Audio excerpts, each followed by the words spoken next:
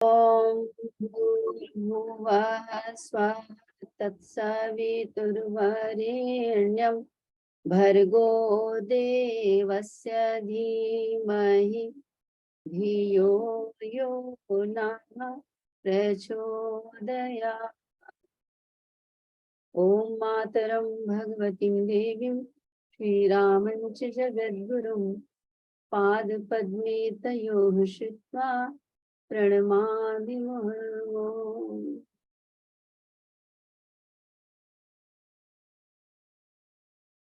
इस ऑनलाइन प्रांगण में जुड़े हुए बाल संस्कार शाला के बालकों के सभी अभिभावकों को हमारा सादर नमन है, अभिनंदन आपका। और इसके साथ साथ इस प्रांगण में आप सबका बहुत स्वागत, अभिनंदन के साथ में आप सबको प्रणाम करते हैं। आप हमारा प्रणाम स्वीकार करेंगे।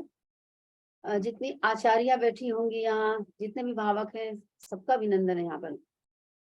बहनों, भाइयों और आचार्य गणों, प्रणाम के साथ मैं ये निवेदन करना चाहूंगी कि बाल संस्कार शाला में आप अपने बच्चों को तो भेज रहे हैं, इसके लिए आप सब वंदना के, स्तुत्य के योग्य हैं निश्चित रूप से। और जो आचार्य इसमें अपनी सेवा दे रहे हैं, उनकी भी स्तुति की जाए तो कम है, जो नवनिर्माण के लिए, बालकों की नई पीढ़ी को गढ़ने के लिए जो अपना समय लगा रहे, अपनी प्रतिभा का, सेवा का दान कर रहे हैं।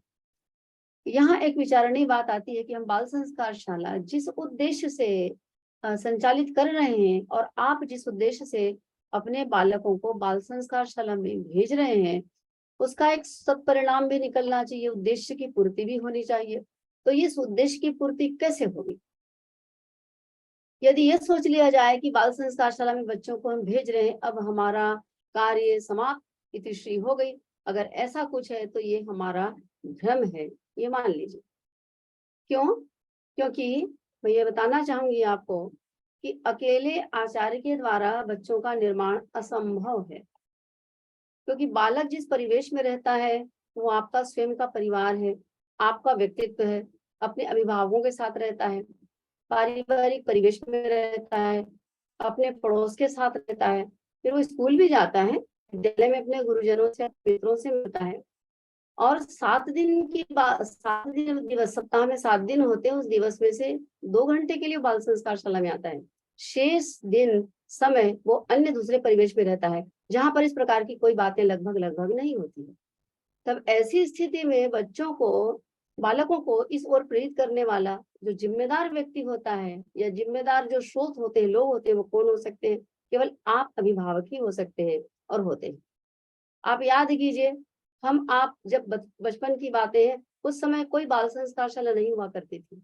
हम लोगों ने जो कुछ भी सीखा, जो बेहतर सीखा, अपने व्यक्तित्व को जो बेहतर बनाया, उससे बहुत बड़ा रोल हमारे अपने पारिवारिक परिवेश का, वातावरण का था। हमारे अपने माता पिता के जो उनकी भूमिका थी, उनका जो स्वभाव था, उनके जो कर्तृत्व थे, उनके व्यक्तित्व थे, उसका बहुत महत्वपूर्ण रोल रहा, उनका योगदान था। वो देख देख करके बच्चा सीख लेता, उसे सिखाने की आवश्यकता नहीं पड़ती। तो इन्हीं बातों से संबंधित कुछ बिंदु हैं जिसे आपके सामने प्रस्तुत करनी है, और मेरी प्रार्थना है कि इस विषय में हम सब मिलजुल करके मनन चिंतन करें। पहली बात ये, प्रत्येक माता पिता ये चाहता है कि उनका बालक, उनका बच्चा, संतान सुसंस्कृत हो, सज्जन हो, सेवाभावी हो, गुणग्राहकता उसमें हो, और वो देश और समाज का, माता पिता का, सबका नाम रोशन करने वाला हो, निश्चित रूप से। लेकिन क्या ऐसी स्थिति आती है?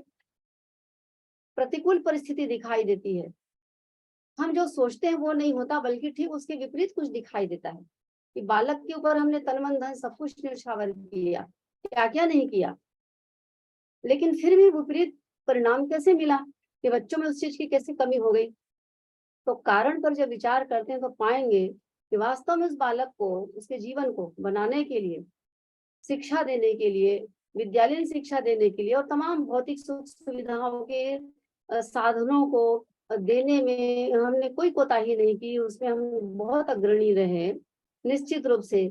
लेकिन उसके साथ साथ जो बाल निर्माण से संबंधित बातें थी, उसके व्यक्तित्व निर्माण से संबंधित जो अन्य विद्याजनक बातें थी, संस्कारजन्य बातें थी, उसमें हम कहीं ना कहीं पीछे रह गए। या दूसरी भाषा ये कह लीजिए, दूसरी भाषा में इसी बात को शब्दों में, कि उनके परवरिश के दृष्टिकोण से जिन आवश्यक बिंदुओं पर ध्यान दिया जाना था, लेकिन उन बिंदुओं पर हमारा ध्यान नहीं गया और उस बच्चे की परवरिश में कहीं ना कहीं तो चूक हमसे हो गई, जिसके परिणाम स्वरूप हम बच्चे को वो नहीं बना पाए जो वास्तव में बनाने की कल्पना हमने की थी। और जब हमने इतना त्याग किया, वो त्याग करने के बाद भी बच्चे में वो चीज दिखाई नहीं देती। आज वृद्धाश्रम के रूप में, माता पिता की अवमानना के रूप में और तमाम जितनी भी दुर्विसंधियां हैं, जितनी विडंबनाएं दिखाई देती बच्चों के, युवाओं के व्यक्तित्व में, उसमें ये सारी चीजें समझ में आती है कि इनकी परवरिश में कहीं ना कहीं कोई कमी रही। जिनको करना था उन्होंने नहीं किया, ये समझ में आती बात। हम सब जानते हैं एक संस्कारहीन बालक या व्यक्ति और पशु, इन दोनों में कोई विशेष भेद नहीं होता। यदि आंतरिक दृष्टिकोण से देखा जाए तो दोनों लगभग एक ही समान होते हैं। और एक बालक भी अगर कुसंस्कारी निकल जाता है तो उसके जो काले कारनामे होते हैं, सर्वत्र देखिए, का नाम लेने की आवश्यकता नहीं है। आप न्यूज़पेपर में देखते हैं, आप टीवी में देखते हैं, आप हर समय समाज से जुड़े हुए हैं, आप समाचार देख लीजिए, बड़े बड़े राजनेताओं से लेकर के एक छोटे नागरिक जो निम्न स्थिति में जीवन जीता है, वो टॉप टू बॉटम, ऊपर से नीचे तक आप देख लीजिए, इतने प्रकार की तकलीफें समाज में हैं। तो उसमें देखेंगे कि एक कुसंस्कारी इंसान जो होता है, उस कुसंस्कारी इंसान का उसका उसका दंश जो है वो समाज लगभग 100 वर्षों तक झेलता है। 100 वर्षों तक कैसे झेलता है? उसका प्रभाव आगे आगे चलता है, क्योंकि एक व्यक्ति का प्रभाव अनेक लोगों पर पड़ता है। यदि मान लीजिए कोई संस्कारवान बालक है तो उसका भी प्रभाव अनेकों पर पड़ेगा और अनेकों पर पड़ करके वो फलेगा फूलेगा। उसी प्रकार से कोई कुसंस्कारी बालक है, उसमें कोई कमी रह गई हमारे द्वारा, वो भी इसी प्रकार से फलेगा फूलेगा कुसंस्कार के दृष्टिकोण से, और उसका भी प्रभाव इसी प्रकार से लंबे समय तक बड़े परिकर को प्रभावित करेगा। तो ये इसका दुष्परिणाम होता है। तो और सुसंस्कारी बालक जितने भी बने, गांधी, सुभाष, तिलक, जितने भी हुए, जिनके नाम से आज हम गर्व करते हैं और हमारा समाज गौरवान्वित होता है, जिनको हम रोल मॉडल बनाने के लिए बच्चों को प्रेरित करते हैं, हम स्वयं उनका अनुकरण करते हैं, उनके नाम से हमें लगता है कि काश हमारे घर में हम भी और हमारा बच्चा भी ऐसा होता। तो ये कौन थे, ये कैसे बने? ये तो वास्तव में एक ही चीज है कि परिवार की भट्ठी में ही तो ढल करके बने थे ये। इसके लिए कोई इंस्टीट्यूट में इनको कुछ नहीं बताया गया था, ये वही थी। तो परिवार में परिवार का पालन ही नहीं, परिवार का निर्माण भी करें, ये अभिभावकों के लिए बहुत कीमती बात है। पंडित श्री राम शर्मा आचार्य परम पूज्य गुरुदेव के द्वारा किताब लिखी गई है, परिवार का पालन ही नहीं, परिवार का निर्माण भी करें। ये हमारे आपके लिए जो अभिभावक हैं, और इसी उद्देश्य की पूर्ति के लिए ये बाल संस्कार शाला चलाई जाती है। अब बाल संस्कार शाला में आचार्य तो मन प्राण लगा करके प्राणपण से अपनी भूमिका का निर्वहन करते हैं, निःशुल्क सेवा देते हैं, उनको बदले में कोई पारिश्रमिक नहीं चाहिए। उनके पास जो भी ज्ञान है, प्रतिभा है, जो कुछ भी उन्होंने सीखा है, उसे बच्चों के लिए निश्चित रूप से उड़ेलते रहते हैं, उनमें कोई कमी नहीं है। लेकिन यहाँ पर आप देखिए, त्रिकोण होता है ना, जैसे तो एक छोर पर बालक है और दूसरे और तीसरे छोर पर उनको गढ़ने के लिए आचार्य और माता पिता, अभिभावक, ये है। जब अभिभावक, माता पिता और आचार्य, ये दोनों ही पक्ष मिल करके बच्चे के लिए विचार करते हैं, सोचते हैं, और केवल सोचते नहीं, विचार करते हैं नहीं, बल्कि स्वयं अपना योगदान भी देते हैं अपने कर्तृत्व के माध्यम से, अपने स्वभाव के माध्यम से, तब जाकर के वो स्थिति आती है कि बच्चे को जो हम जो बनाना चाहते हैं, विवेकानंद के रूप में ढालना चाहते हैं, महापुरुष के रूप में ढालना चाहते हैं, संत के रूप में ढालना चाहते हैं, तब वो कुछ बात बन पाती है। अन्यथा गाड़ी जहाँ की तहाँ रुकी रहती है। दिल्ली दूर वाली बात जो है, ये मुहावरा जो कहते हैं, वो चरितार्थ हो जाता है। करने को हम बहुत कुछ करते हैं, कहने को बहुत कुछ कहते हैं, लेकिन हम जहाँ के तहाँ बैठे रहते हैं, हम कोई अच्छा कोई परिणाम नहीं दिखाई देता। तो इस क्रम में आप अभिभावकों का जो योगदान होना है या जो भूमिका होनी है, मैं उस ओर आपका ध्यान आकर्षित करना चाहती हूँ कि क्या करेंगे इस संदर्भ में, क्या करेंगे। बालक को गढ़ने के लिए पालक की भी कोई ड्यूटी है। आप सोचेंगे हमने तो बाल संस्कार शाला भेज दिया है और हम तो स्कूल भेजते हैं, हम फीस देते हैं। निश्चित रूप से ये एक पक्ष हुआ, एक बात हुई, लेकिन उसके साथ साथ पालकों की क्या ड्यूटी है, इसको भी जानना, इसके प्रति जागरूक रहना, और न केवल जागरूक रहना चिंतन के रूप में, बल्कि क्रियान्वित करना, ये भी आवश्यक है। तो पालक क्या करें इस रूप में आप देखें, क्योंकि बच्चे गीली मिट्टी के समान होते हैं, देखकर सीखते हैं। कहने से करने का जो प्रभाव होता है वो कई गुना अधिक होता है। और आचार्य को तो वो बच्चा 2 घंटे के लिए देखता है केवल, लेकिन माता पिता को तो 24 घंटे उनके व्यक्तित्व और कर्तृत्व को बरसों बरसों देखते हुए आता रहता है। इसलिए आप ही का प्रभाव उसके ऊपर ज्यादा पड़ना है। इसलिए इस बात की ओर ध्यान रखा जाए, मतलब सावधानी रखने की आवश्यकता है। सावधान, बी केयरफुल। पालकों के लिए बात आती है कि वो अपने आचरण से शिक्षा स्वयं भी दे, जैसे आचार्य के लिए कहा जाता है कि आचरण के लिए शिक्षा दी जाती है, उस प्रकार से आपके लिए भी यही बात है कि आचरण से ही शिक्षा आप दे सकते हैं। तो सबसे पहली बात तो ये कि बच्चों से हम जो कुछ भी चाहते हैं, हम स्वयं भी वैसा आचरण करें। हम जो भी चाहते हैं, बच्चों से हम जो भी अपेक्षा करते हैं, तो जो अपेक्षा करते हैं वो आचरण जब माता पिता स्वयं करेंगे तब जाकर के बात बनेगी, इससे कम में नहीं बनेगी। हम बोलते कुछ है, करते कुछ है, तो जो करते हैं बच्चा वही सुनेगा, बच्चा वही सीखेगा। वास्तव में बच्चा वही अनुकरण करेगा, ग्रहण करेगा। बच्चा कहीं भी बात को ग्रहण नहीं करेगा, वो जिसे करते हुए देखेगा उसको ही केवल ग्रहण करेगा। तो ये महत्वपूर्ण बात है। अब इसी पर आधारित है सारी बातें। तो सबसे कुछ बातें तो ऐसी है जो बाल संस्कार शाला में बच्चा जो सीखता है उससे संबंधित है, और दूसरी बात अपने परिवार में जो माहौल होता है, पति पत्नी का जो दाम्पत्य होता है, उससे संबंधित बात है। मैं इस ओर आपको इंगित करना चाहूंगी। सबसे पहली बात तो ये कि जैसे आप स्कूल में बच्चों को जिम्मेदारी से भेजते हैं, और यदि बच्चा स्कूल प्रतिदिन ना जाए तो आपको एक तनाव होने लगता है कि बच्चा स्कूल क्यों नहीं जा रहा है।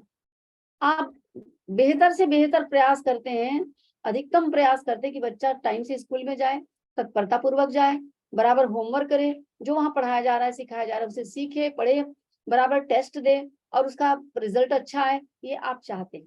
ठीक इसी प्रकार से बाल संस्कार शाला के निर्धारित समय पर बच्चा बाल संस्कार शाला तक पहुंचे, जाए, वहां सीखे, और वहां से जो कुछ भी सीख के आता है उसको घर में क्रियान्वित करे, ये भी बेहद अनिवार्य है।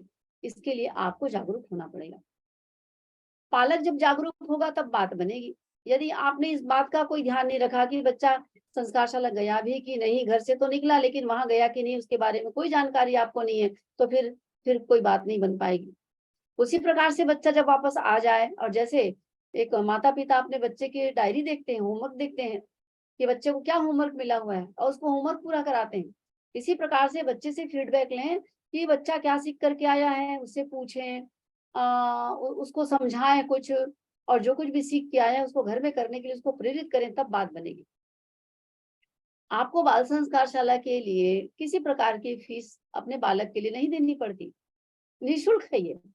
लेकिन ये बहुत बड़ा शुल्क है, और ये शुल्क जो है वो किसी प्रकार से आर्थिक शुल्क की तुलना में कम नहीं है, छोटा नहीं है, और ये सबसे बड़ा शुल्क है, और ये शुल्क तो आपको देना ही होगा, क्योंकि इसी मापदंड के आधार पर ही बच्चे को हम कुछ बना सकते हैं, उद्देश्य की पूर्ति हो सकती है।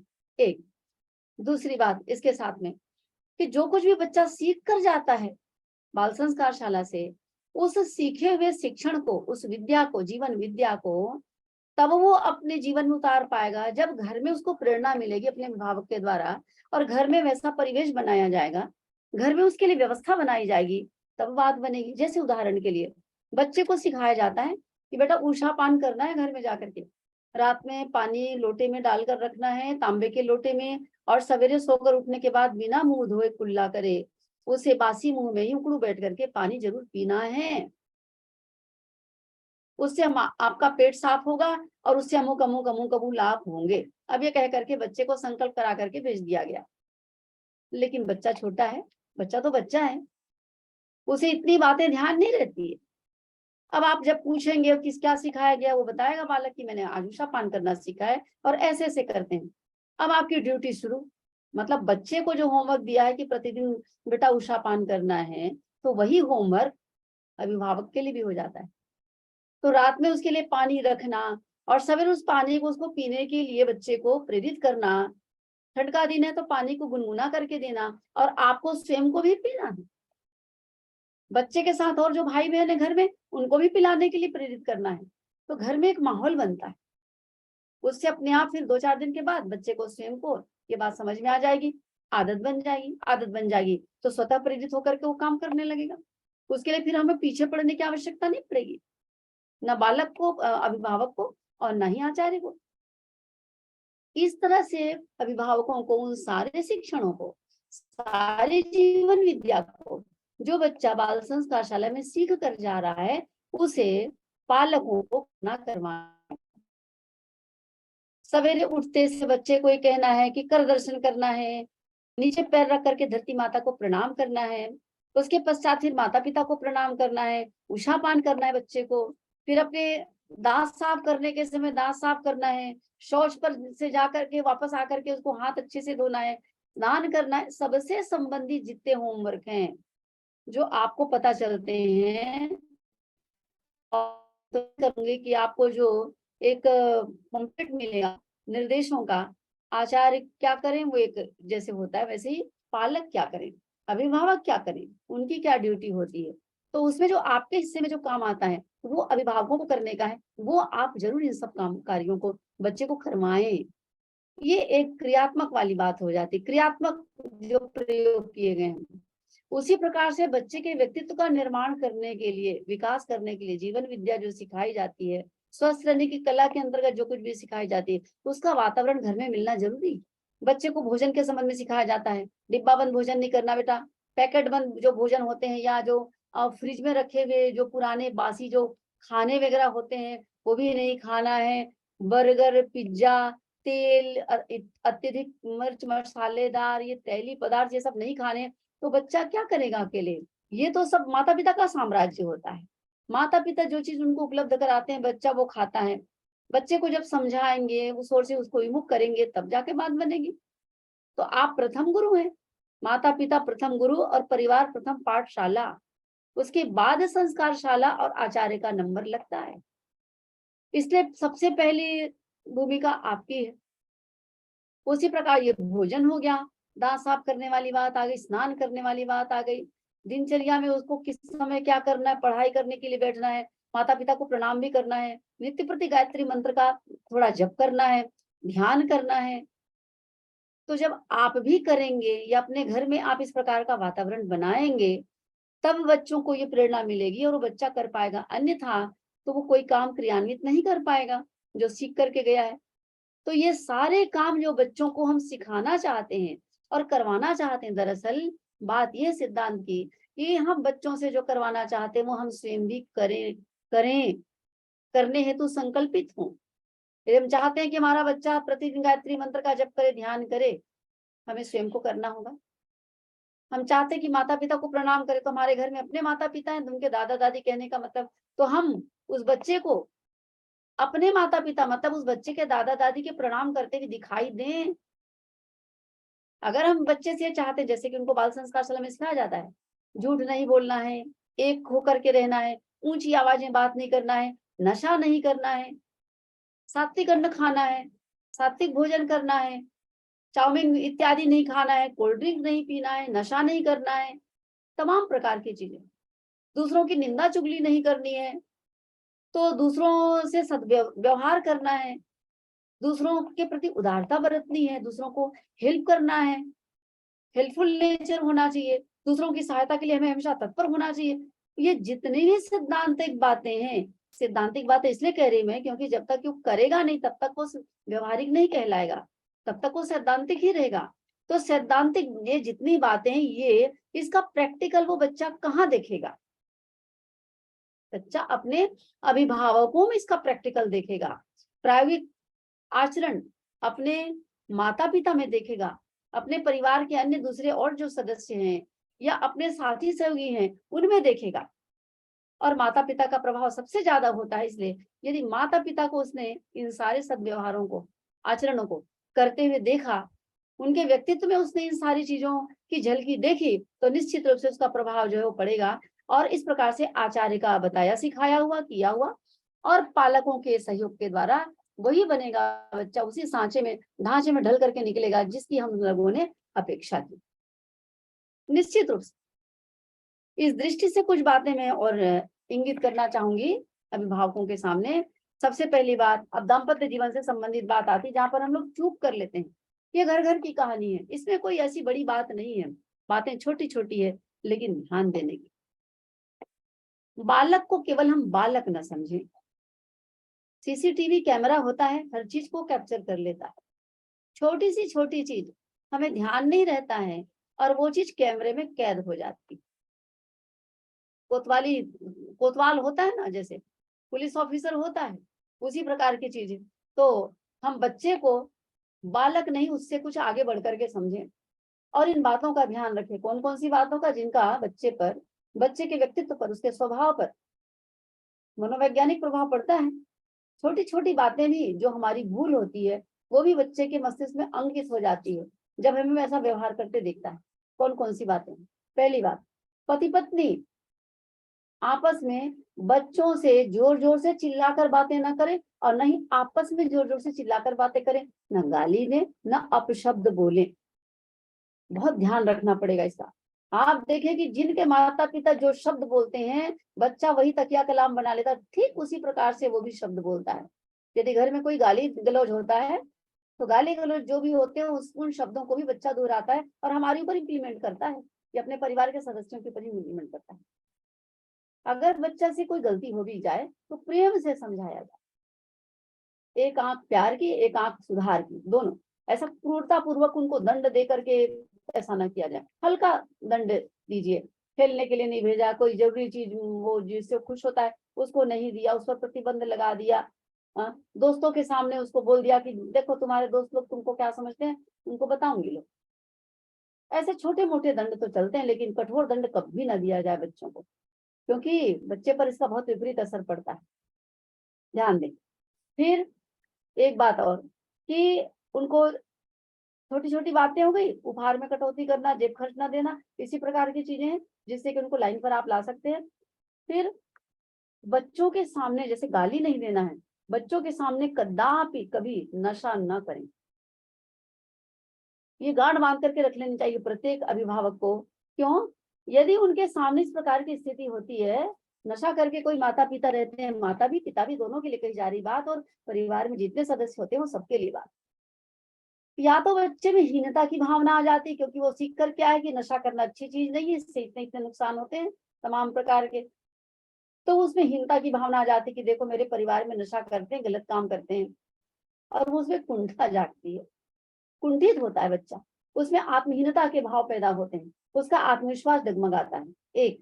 और दूसरी बात तो उसमें ये भी प्रभाव पड़ सकता है, जो ज्यादा दिखाई देता है, यदि माता पिता परिवार के सदस्यों को, अभिभावकों को नशा करते हुए देखता है तो ये सोचता है कि नशा करना बहुत छोटा काम है और ये किया जा सकता है, ये छोटी मोटी बात है, ये तो होता ही है, ये मतलब ये बुरी बात नहीं है। बच्चा ये समझने लगता है नशा करने में कोई दोष नहीं है, और इस प्रकार की स्थिति में फिर उसको कोई नहीं रोक सकता, नशे की दुनिया में आगे बढ़ने से कोई नहीं रोक सकता।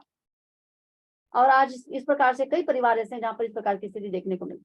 उसी प्रकार से बच्चों के सामने झूठ भी ना बोले, ना डायरेक्ट सामने बोले, ना ही फोन पर। अक्सर होता ही है, कहीं से फोन आता है, धोखे से भी हमने बोल दिया, बच्चे ने उठाया फोन, किसी ने उठाया, बोले बोल दो पापा जी घर पे नहीं, मम्मी ने कह दिया बोल दे बाजार गई है, बाहर गई है, और घर में रहती है और बच्चे से बोलवा रही है, या स्वयं बोल रही है, उसको बच्चा सुन रहा है।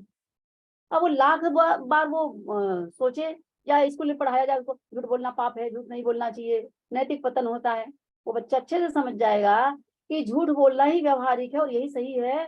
पढ़ने में ये है कि झूठ बोलना नहीं चाहिए, लेकिन करने में यह कि झूठ जरूर बोलना चाहिए, क्योंकि इसके बिना जीवन नहीं चलता। तो प्रैक्टिकल शिक्षा मिल गई इसको झूठ बोलने की।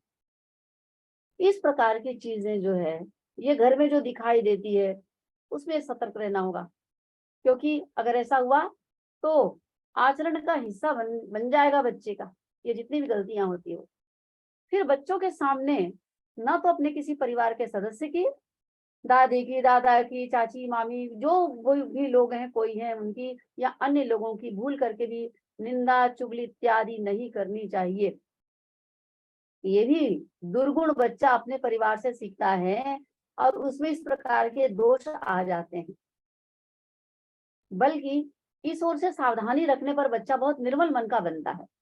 और आपस में पति पत्नी तू मैं लड़ाई झगड़े और वो बच्चे के ही सामने कभी ना करें। झगड़े तो होते ही है घर में, तो उसका उपाय निकाल लीजिए आप। बच्चे को खेलने भेज दीजिए, बच्चा जब स्कूल गया तब लड़ लीजिए जितना लड़ना है, जितनी ऊपर नीचे होनी है बातें, तो वो उनके अनुपस्थिति में ही हो जाए, जरूरी है तो। अन्यथा अपने स्वयं का स्वभाव ही आप ऐसा बनाइए कि इसकी कम से कम गुंजाइश हो। अगर बच्चे ने घर में माता पिता को आमने सामने तू मैं करते लड़ाई झगड़े करते देख लिया, तो इसका सबसे बड़ा दुष्परिणाम ये होता है कि बच्चों में कुंठा जागती है एक, और वो माता पिता का सम्मान नहीं करते, तिरस्कार करते हैं माता पिता का। उनके लिए उनके मन में कोई सम्मान इज्जत की भावना नहीं रहती, और बच्चे उद्दंड श्रृंखल भी हो जाते हैं जब देखते माता पिता को लड़ते हुए। तो बच्चे के संबंध में कोई निर्णय लेना है माता पिता को आपको, तो क्या करें? कई बार ऐसा होता है कि माता पिता दोनों एक मत के नहीं होते। कोई कहता जाने दो ना, घूमने ज्यादा है तो क्या करता है, क्या हो गया हो जाएगा। एक ने कहा उपासना करने का टाइम बेटा उपासना कर लो, अब दूसरे ने कहा अरे अभी इतनी क्या जल्दी, इतना छोटा बच्चा है, थोड़ा 8वीं 10वीं पास कर लेने दो, फिर तो उसको बड़ा हो जाएगा तो करना ही है। बहुत गलत हो जाएगा ये। माता पिता दोनों एक मत हो जाएं पहले, और बाय द वे एक मत नहीं भी है और सामने बातें हो रही है, तो उस बच्चे के सामने ही एक दूसरे को एक दूसरे के विपरीत बात ना करें। उस समय चुप हो जाएं, चुप रहे। बाद में पति पत्नी दोनों आपस में बातें करें, इस बात पर निर्णय करें कि क्या करना जरूरी है, क्या जरूरी नहीं है, या बच्चों को किस चीज के लिए तैयार करना है, किस चीज में छूट देनी है, ये बाद में तय कर लीजिए आप। होना तो चाहिए कि पहले हो जाए। तो बच्चे के सामने यदि ऐसा करेंगे तो फिर वही बात हो जाएगी, बच्चा उदंड होगा, उसे समझ में आ जाएगा कि माता पिता एक नहीं, एक मत नहीं है। फिर वो चीटिंग भी करता है बच्चा, माता पिता को चीटिंग भी करता है। इसका दुष्परिणाम बाद में बहुत बुरा होता है। मतभेद है वो बच्चा जान लिया, अब उसका वो फायदा उठाता है। अगली बात, कुछ बात और है कि प्रतिदिन पालक बालकों की गतिविधियों का, उनकी संगति का, विशेष रूप से उनकी क्रियाकलापों का विशेष रूप से ध्यान रखो। बच्चे से बातचीत करें, दिन भर क्या क्या हो बेटा, रात में उनको कम से कम 10 मिनट बिठाए, आज दिन भर क्या क्या हुआ बताओ, अपनी स्टोरी बताओ आज की। ये करना बहुत जरूरी है। मान लीजिए बच्चे को इसमें रुचि नहीं है तो नियम बना दीजिए कि देखो भाई परिवार का नियम है भाई, देखो हम भी अपना बताएंगे और तुम भी अपना बताओ, इस प्रकार से। तो बच्चा सतर्क रहेगा और उसकी आदत बन जाएगी। सबसे बढ़िया तरीका होता है शाम को दिया बत्ती जब होती घर में, संध्या उपासना का समय रहता है, तब सब लोग अगर अगर एक साथ हैं तो उस समय एक दूसरे का अभिवादन करें, बच्चों से बातचीत कर लें, समय देख करके। बातचीत तो कभी भी हो सकती है, सबकी सुविधा का ध्यान रखते हुए एक व्यवस्था बना करके कभी भी हो सकता है, उसमें कोई बात नहीं। प्रतिदिन परिवार में प्रातः काल जहाँ संध्या उपासना होती है, बच्चों को अपने आप प्रेरणा मिलती है, वो उस लाइन पर आ जाते हैं, इसमें कोई दिक्कत नहीं है। और पति पत्नी के जो आपस के जो संबंध रहते हैं उसका पूरा मनोवैज्ञानिक प्रभाव पड़ता है बच्चे पर। मनोवैज्ञानिक नहीं, सूक्ष्म प्रभाव पड़ता है, बच्चे के जन्म होने के पहले से ही प्रभाव पड़ना शुरू हो जाता है। तो पति पत्नी वास्तव में आपस में एक दूसरे के प्रति ईमानदार और जिम्मेदार और प्रेमी रहें, स्नेहिल रहें, ये बहुत जरूरी है। पत्नी पति का सम्मान करे और पति पत्नी को प्रेम करे, हृदय से करे जो भी करे। तो परस्पर प्रेम और सद्भावना भरे ये जो संबंध होते हैं उसका बच्चे पर बहुत ही सकारात्मक मनोवैज्ञानिक असर पड़ता है। और इसके विपरीत रहने पर बच्चे हिंसक होते हैं, क्रोधित होते हैं, उनके क्रोधी स्वभाव के होते हैं, चिड़चिड़ करना, क्रोध करना, ये सब उनके स्वभाव में शामिल हो जाता है। मन में अब उनके असुरक्षा की भावना पैदा हो जाती है बच्चे के मन में, फिर बाहर भटकते हैं और ऐसे ही बच्चे बड़े होकर के बाहर प्रेम की तलाश करते हैं। ये बहुत मनोवैज्ञानिक बात।